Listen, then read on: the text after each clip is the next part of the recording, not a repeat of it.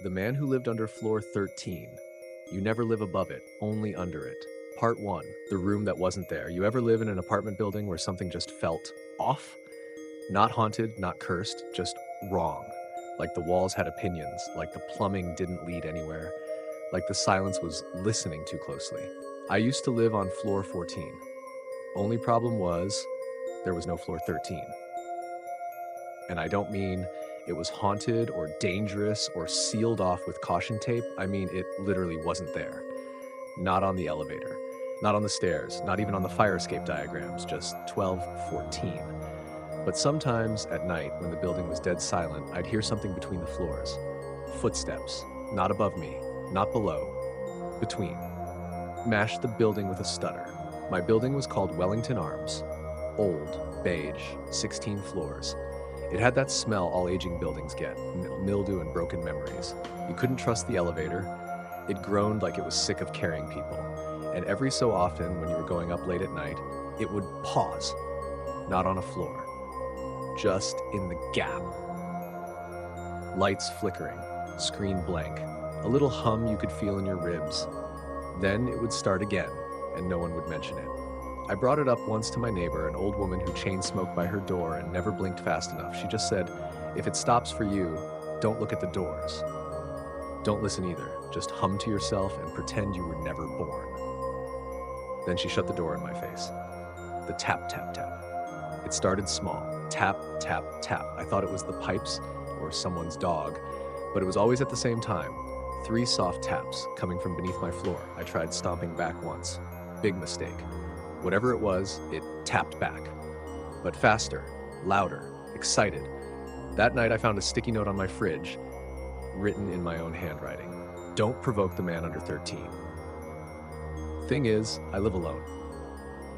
The maintenance guy. I cornered our maintenance guy, a huge man with a buzz cut and tired eyes. He only ever smelled like copper. I asked him if anyone lived beneath the 14th floor, like between floors. He blinked 3 times, then said, "Legally? No. Structurally? Maybe. Existentially? Not our department." I asked him what that meant. He didn't answer. He just handed me a tool I didn't ask for, a screwdriver shaped like a tuning fork. Taped to the handle was a note, in case he gets too quiet. Shesh, the empty door. One night, the elevator stopped again, paused just long enough for the lights to glitch. When they came back, the floor indicator read, the doors didn't open. But I saw something. A hallway. Short. Yellowed, faintly buzzing like it had fluorescent breath. 3 doors, one cracked open. And in the dark, a man standing backward listening to the wall. Then the lights flickered again and the elevator resumed. I nearly screamed when I got out, because the hallway was on my floor, the floor that isn't a floor. Next morning I tried to find it again. Nothing. Just a wall where the hallway should have been. I even knocked. No echo. Then I pressed my ear to it and listened. Nothing, until I walked away. That's when I heard the door creak open. The footprints. I came home late the next night to find my carpet was wet.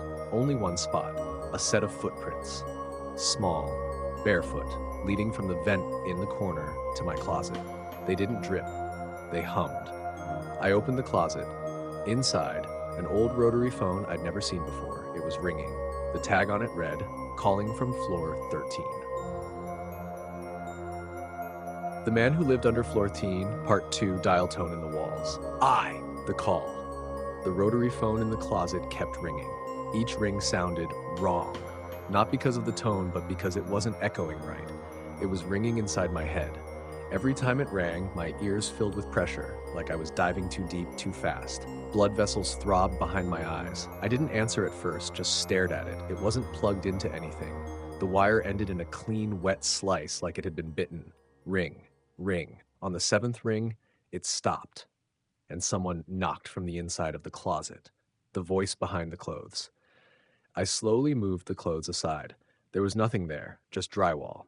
Except, when I leaned in to look closer, I saw a second layer of wall, set back, like a shallow frame. I knocked, and something knocked back. 3 soft taps, then a whisper, too low to hear, like a voice trapped in the grain of the wood. I pressed my ear against it. The wall was breathing. 3. The recording. That night, I used my phone to record the sound from the closet. When I played it back, I almost dropped the phone. The whisper had translated into something audible. You're not above it, you're just on delay. There was another voice under it, garbled, wet, like someone trying to speak while submerged. Answer before it rings again or it climbs. The apartment changed. Next day, everything was slightly wrong. My front door opened an inch further than it used to. The hallway outside my apartment was longer. My window faced a different building, not the one across the street. The air vents were breathing in sync with my pulse. I dropped a pencil through the floor vent. Listen. 5 seconds later, I heard it drop behind me, onto the bed.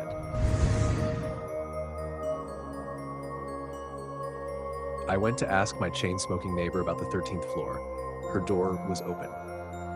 Inside, plastic-covered furniture, walls stripped bare, and on the floor, scratched into the wood. It's not a floor, it's a person. Something shifted in the shadows near the bathroom. I stepped back and shut her door. It locked itself. The building hums. That night I started hearing it again, that hum between frequencies. Not quite music, not quite a machine, just a low, intelligent throb, like a throat clearing before a warning.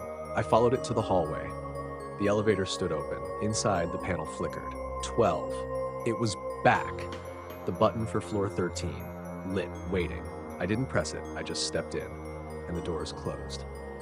7. The 13th floor, again. The elevator didn't move, it just hummed. Then after 90 seconds of total stillness, the doors opened. There it was again. The short hallway. Same 3 doors, same buzzing light, same wrong angles, but this time, the hallway was longer, much longer.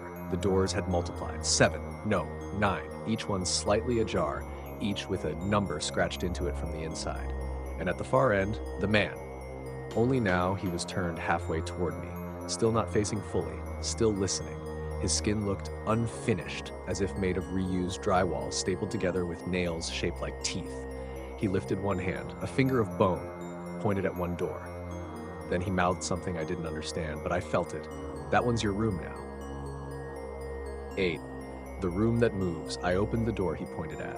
Inside, a perfect copy of my apartment, down to the mug I chipped last week, but everything was flipped, like looking through a mirror. I closed the door and heard a whisper from my real apartment. It was coming from the... Don't fall asleep in there. If he sees you sleeping, he moves the whole floor.